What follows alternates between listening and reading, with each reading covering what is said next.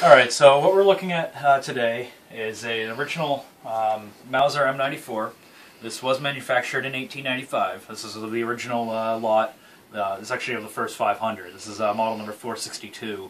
There were only about 15,000 of these total made, especially the Swedish variety, which is chambered in 6.5 by 55. So about 2 weeks ago, there was a project started to kind of refurbish this weapon. Originally, now this was sports drives back in the 70s. Obviously, if you look up an M94, you're going to see it has a big wood extension on the bottom. It has a grip on top. It's a longer barrel. There were several modifications made to this long before I was even born.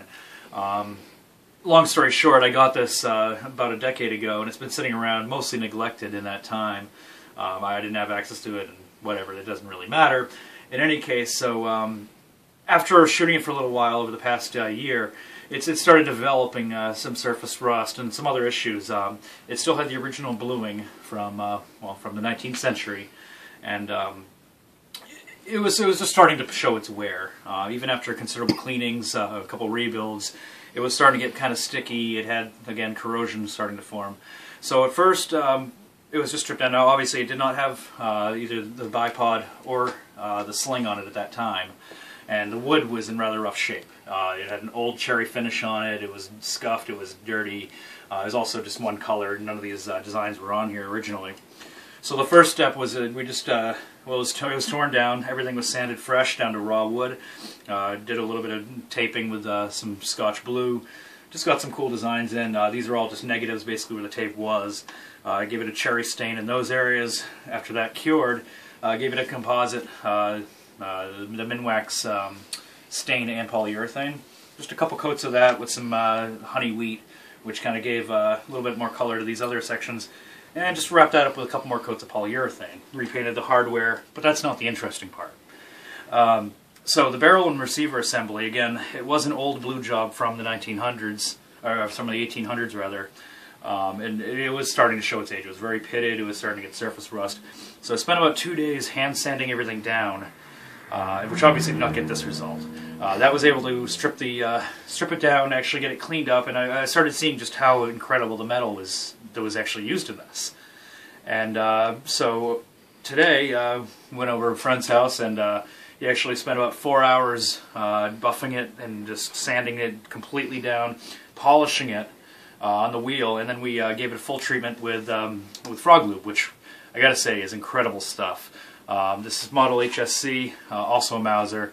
I was having ridiculous feeding issues in it. It was jamming up in the magazine and inside the chamber. The feed ramp was fouled no matter how much you cleaned it. After one treatment with frog lube, I was able to shoot off about 4 magazines of various mixed ammo, all the cheapest stuff you can get from Walmart, you name it. Not so much as a hiccup. I'm a convert since then. I was even able to clean it off with a McDonald's napkin afterwards to a mirror shine. Outstanding stuff. This entire gun's been treated with it. Every metal component on here is completely lubricated with this, and after a couple more treatments, it basically repels dirt, corrosion, and rust.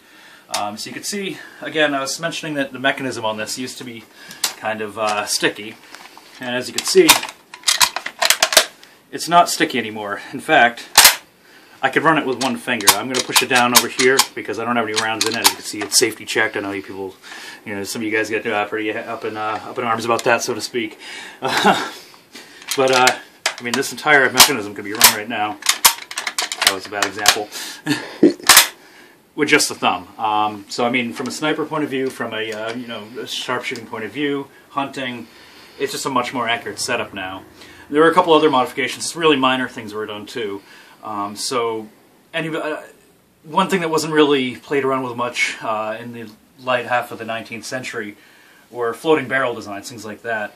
So this was actually updated in some other minor ways too. So anybody who doesn't know, as you fire the weapon off, obviously the barrel heats up, and if it's in contact with wood, or anything really, but particularly your stock, they can actually throw your accuracy off quite a bit, especially as you keep shooting. So one of the things that was done here is the channel in the stock that the gun actually sits in was sanded smooth so that actually be able to fit a couple in. If I can find $1 here, actually, it's a random piece of paper. Actually, that's thick paper too. It's cardstock. Well, let's find out if the cardstock will go through. Alright, as you can see, it actually is going through. Again, this is cardstock, and that goes through. So, right now there's going to be no interaction right now between the barrel and the stock on this weapon. So I can fire this for extended periods of time, and we're never going to lose accuracy because of the stock. You should definitely throw a couple of dollar bills to it, just for the haters out there. I don't actually have... somewhere I have a couple dollar bills. In my pocket even. There we go.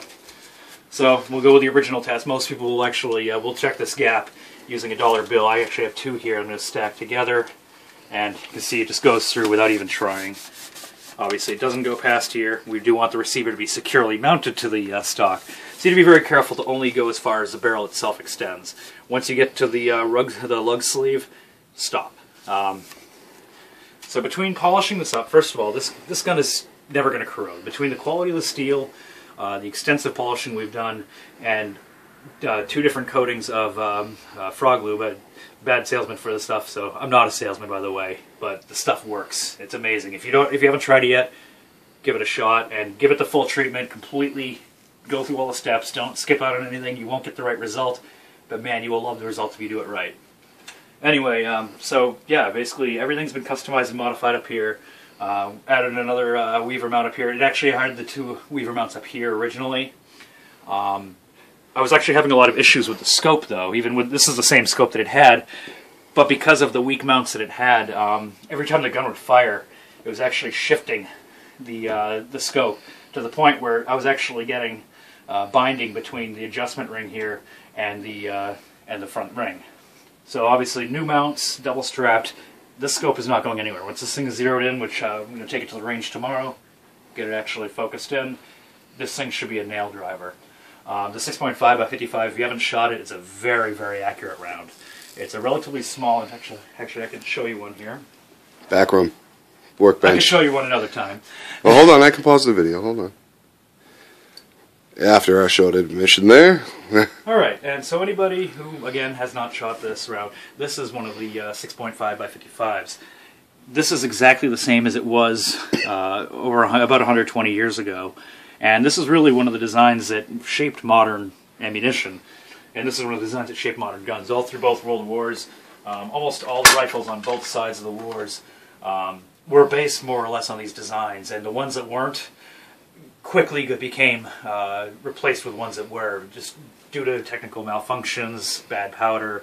The British were some of the only ones who never did convert. They actually were rimfire all through the World War II even.